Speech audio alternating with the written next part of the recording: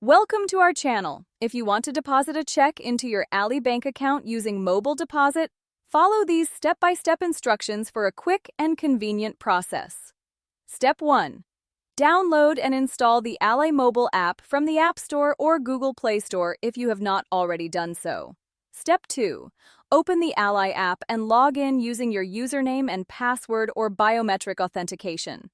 Step 3. From the main menu, select Deposit or Mobile Check Deposit to begin the deposit process. Step 4. Select the account where you want to deposit the check from your list of Ally accounts. Step 5. Endorse the back of your check by signing it and writing "For mobile deposit at Ally Bank" to ensure proper processing. Step 6.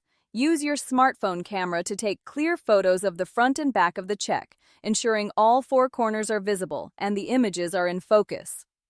Step 7. Enter the check amount and verify that it matches the amount shown on the check. Step 8. Review all information carefully and submit the deposit. Save the check for several days until the deposit clears, then securely destroy it. Don't forget to like this video and subscribe to our channel.